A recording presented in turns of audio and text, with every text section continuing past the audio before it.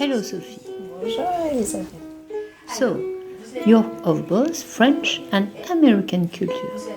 You've experienced several forms of psychotherapy until you came across psychoanalysis. And at last, you decided to adopt psychoanalysis for yourself as well as a practitioner. It's a long process that you are going to explain to us. Elisabeth, you've just asked me if how did I come to appreciate psychoanalysis, so much so that I chose to become an analyst. When my previous experience were really far from psychoanalysis. So I'll explain. It's a long story, unfortunately, but I'll try nonetheless. So I'm of two cultures, French and American. I lived in both countries. I have family in the US, I have family in France. But growing up in France mostly, if there was one thing I was against, was psychoanalysis, especially Lacanian psychoanalysis. I had very, very negative views of Lacanian from a young age, because when I was young, the French intellectuals were admired, and my family absolutely admired all these theories, and it didn't make sense to me, because I realized we need emotions. Emotions are important. We need to be able to talk about our emotions and not just be intellectual. So I had a complete rejection of psychoanalysis and psychology. And instead I studied different fields. I went to university, I got a master's, and then I worked in banking, in finance. And yet I knew it was not my I would say calling, but I knew I was not too comfortable with it. I was a good banker. I went up the ranks. It was a good career, but something was missing.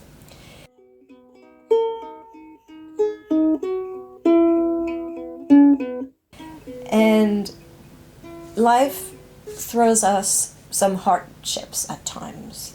Things can be really, really difficult, and that was the case for me. So I decided to see a therapist. I made sure it was not going to be a French psychologist. I wanted to be able to speak in English, which in Paris is possible, and so I chose an American clinical psychologist who holds a degree, a PhD. And I was supposed to actually call her doctor, because that was the title, doctor. It went fine. It was okay. It was talk therapy, face-to-face. I grew in confidence. I grew in self-esteem. So I was, getting over the grief that I had gone through. Things were fine. And then she said, as she was about to go back to the US, and she said, Sophie, you don't need therapy anymore. You're okay now. You have self-esteem. You're fine. You're good to go. We can stop. I was shocked, because I did not want to stop. And also I knew that she didn't say the same thing to her other patients that I knew. So I thought that was odd. She said, Sophie, you should be a psychotherapist. You're good for that. You should be a psychotherapist. And I said to myself, absolutely not. First, she is influencing me. She should not tell me what to do. I might be under her influence, so no. Second, I don't want to be a guru, so no. And third, who am I to think I can help others? So definitely no. I was adamant. And then I continued, so she left and I stopped therapy and I continued being a banker.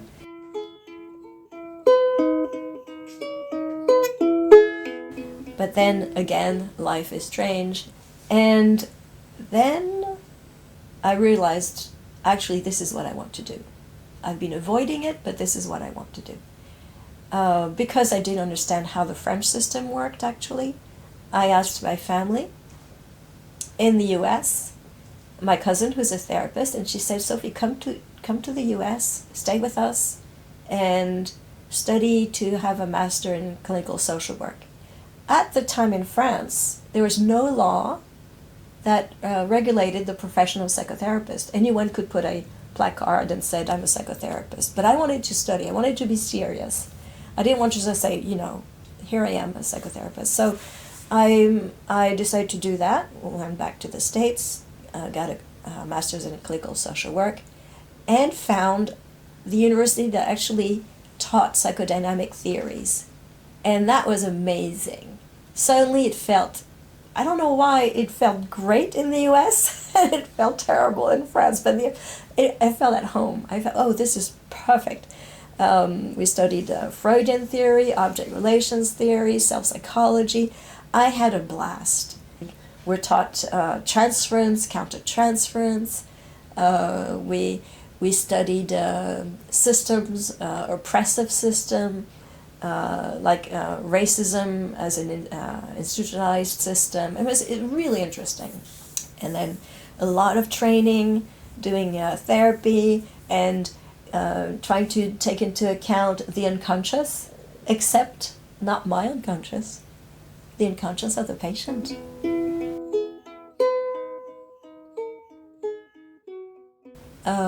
And we also were trained to diagnose according to the DSM-4. We had to flip through the book that I have up here, flip through the book and find all the different diagnoses that it could have so that they would be reimbursed, so that the therapy would be reimbursed. But the idea of a structure of the mind was just foreign to me. I never heard about it. But anyway, I was quite happy with my studies, felt very confident. I forgot to mention that I had another experience with therapy. I had an experience in oncology with a supervisor who was a behavioralist, who was not interested in transference and counter-transference, and I found that odd. And he was more like, if the person is stressed, then you will suggest relaxation, and I thought something is missing. In the US, I realized there are still things that I need to work on. I decided to consult a therapist who was quite well known, actually very well known, had a following, and I'm using that word, that signifier, on purpose, had a following, was recommended by my cousins. And I went to see him, and I said, well, I'm studying at Smith College, and we're very much into transference and counter-transference. He said, oh, no, not me. I'm not interested in transference and counter-transference. I don't work with that. It's not my kind of job. And I thought to myself, wow, that's really interesting. Why not try? That could be an experience. And it was an experience. I had a therapy that ended up being life coaching when that was not what I wanted. Well, I didn't know I wanted life coaching. The first session was, let's set up goals. What do you want to achieve? What goals do you want to achieve? And we'll work with that. So, okay.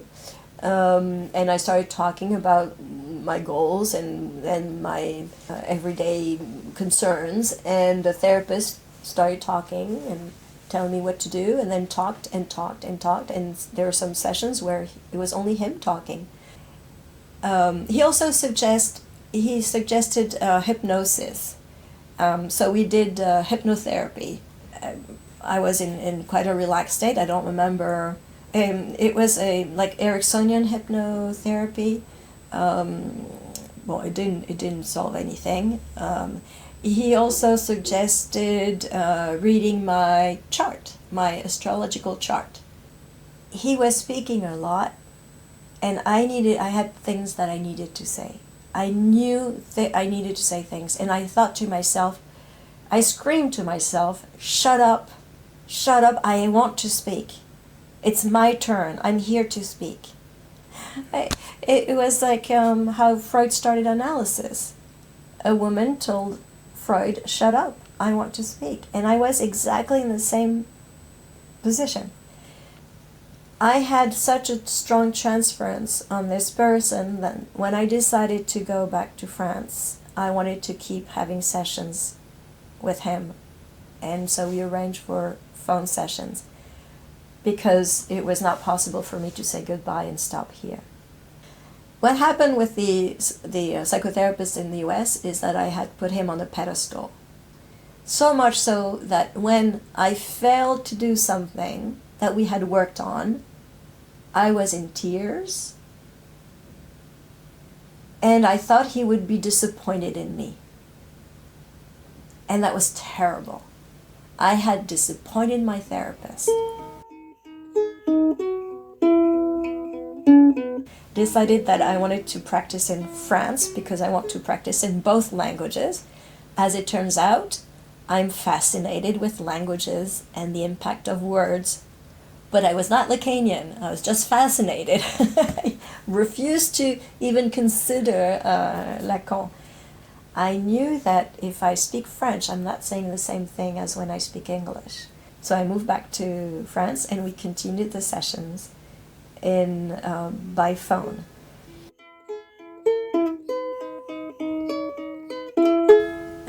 And then I opened my practice, and with my first patient, I sought supervision. If that's one thing we were taught in the US, is that this kind of work cannot be done without supervision, at least weekly supervision.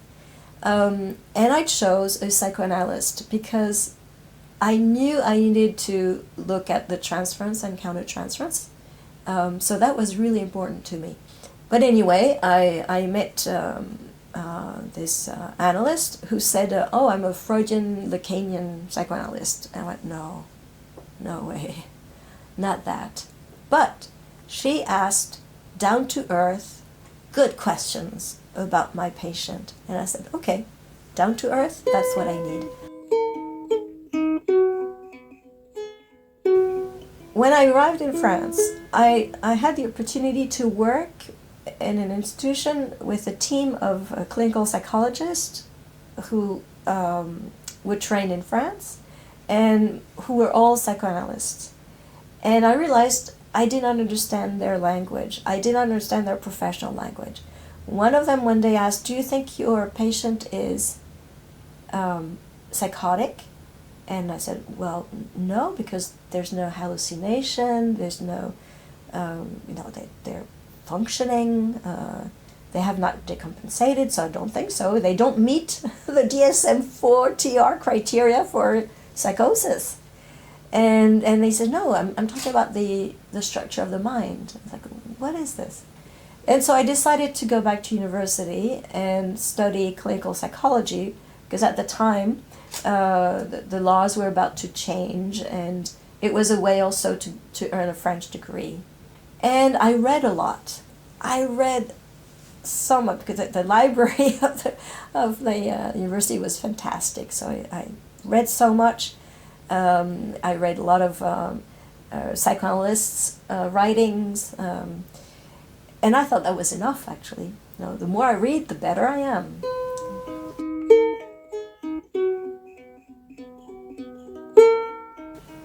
And then my analyst, Freudian slip, not my analyst, my supervisor said, another travail, another life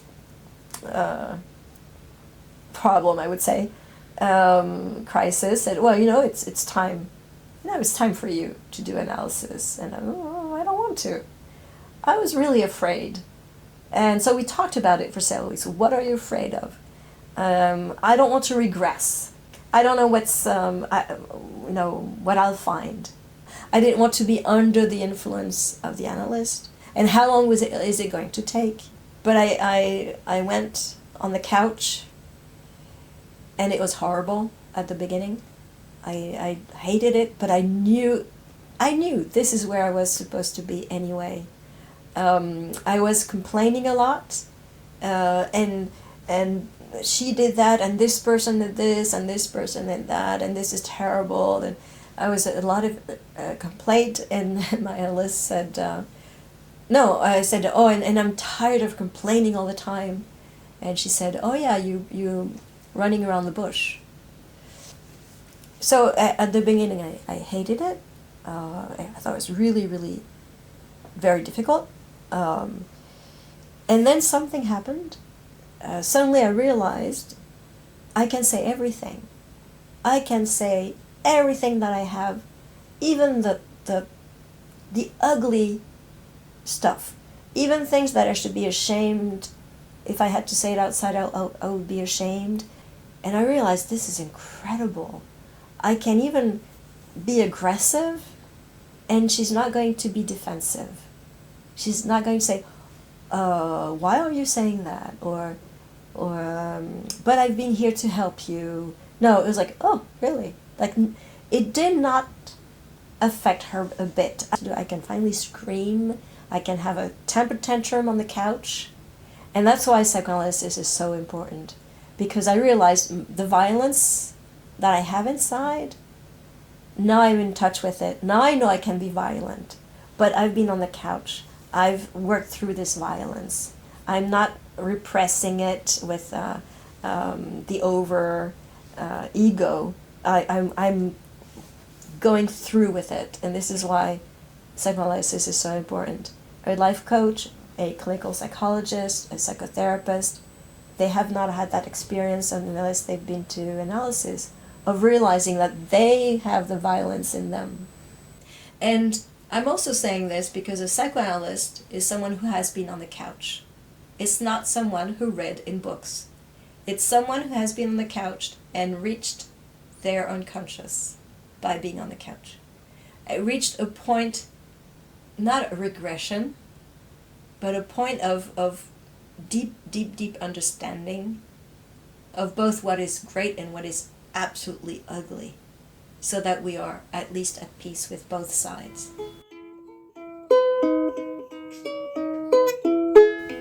I know some American colleagues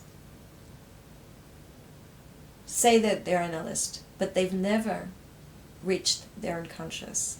And I know from reading what they post that they take firsthand the political discourse, the social discourse, the medical discourse, the DSM as truths without questioning any of the signifiers.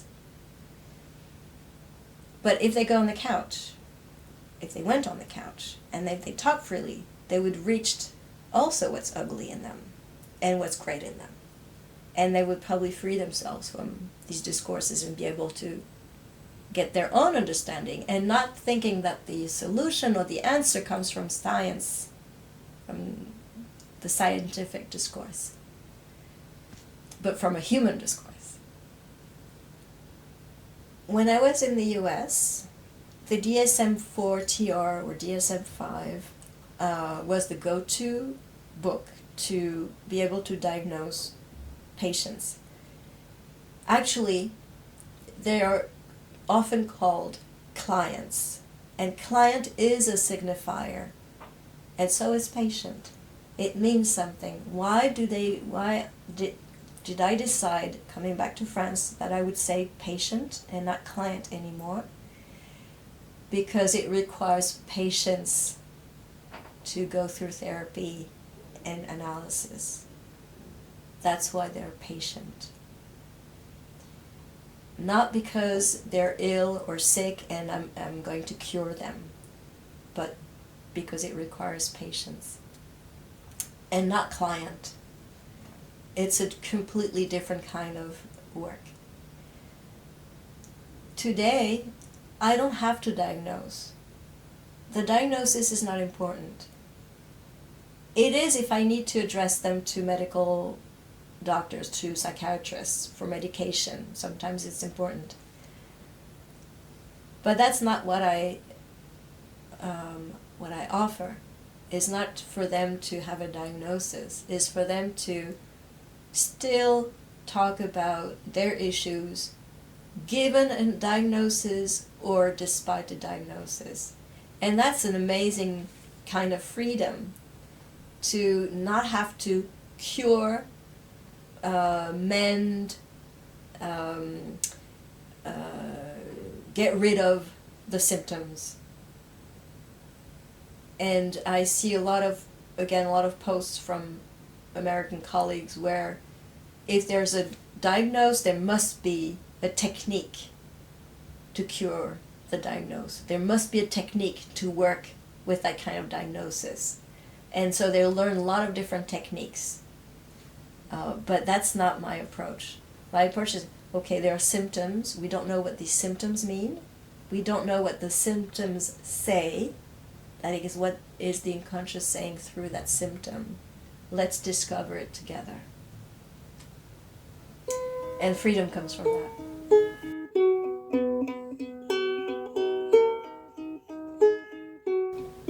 There's a caricature of psychoanalysts that never talk, never say anything. They always go, we do talk. Well, I know I talk. There's still some dialogue, but at some point, I have to stop talking entirely and remain silent.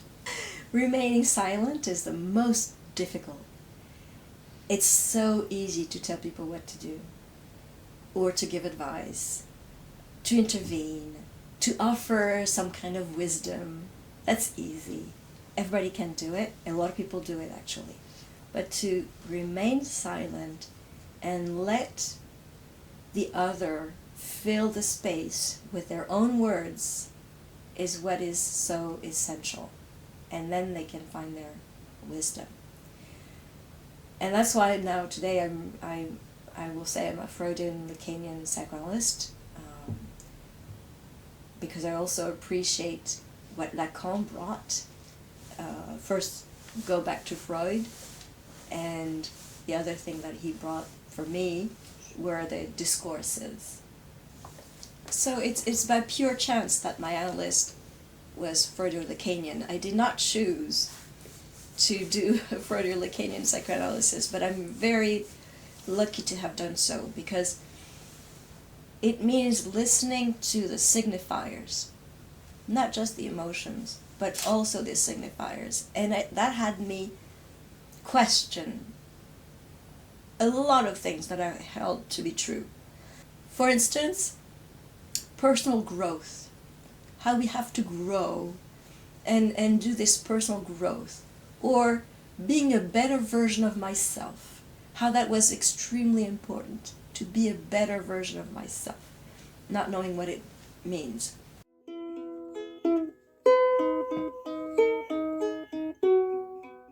So the reason why I'm talking about my own analysis, even though it's very private, it's because I have experienced firsthand the effect of my own discourse, of me talking out loud, and the effect of that freedom, that total freedom.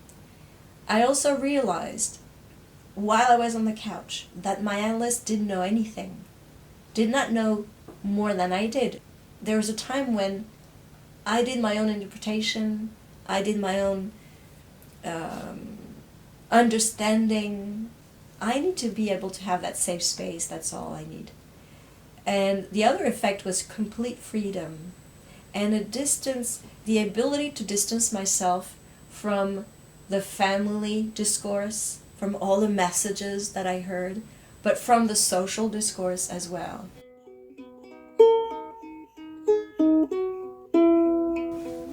Today, I'm a Freudian-Lacanian psychoanalyst, in addition to a clinical psychologist, in addition to a clinical social worker. Because it's my tool, that's what I work with. I work with my unconscious, the one that I discovered on the couch, and I work with the what was passed on from one analyst to the next, founded on the theories of Lacan, and it's based on language, on signifiers. Because I have two languages, I've been fascinated without knowing it. I was ready for Lacan. I used all my entire life avoiding it, but I knew that there was something there that was worth exploring. And so today I'm part of a reading group it's called a cartel in French, and we are trying to understand the seminars of Lacan. And I tried to read on my own when I was reading all these books, and it was not possible. And I'm reading with colleagues, and it's not a university kind of reading. It's a reading that inspires freedom of associations, and the understanding comes from our clinical practice and from our own analysis. When I read Freud today, I understand what he found and what he wrote, because this is what I found out when I was on the couch. I did not understand it before. I read it, I learned it by rote, the Oedipus complex. I learned it because we had exams, but it did not make any sense. It was just, oh, it's a theory, let's learn a theory the way we learn a piano piece. But rereading it when on the couch or after my analysis, it made complete sense. And this is why he was a genius. I know in the US, in the university where I was, very feminist, we were all against Freud. Oh, he was such a... he did not understand women, his theories have been debunked. Actually, no, I realized what he said because I said them myself. Because I had to say them. I had to find that truth. Not because it was whispered to me, but I realized, oh my goodness, this is what happened in my own life. And so, I strongly believe today that I am a psychoanalyst because I have been on a couch, not because I read books, or because I studied psychodynamic theories at Smith, or because I studied psychoanalytical theories at the French University. And I'm an analyst today because I want to allow people to discover that freedom, which is the end point of an analysis, that sense of freedom. And so the last place of freedom would be the analyst's couch.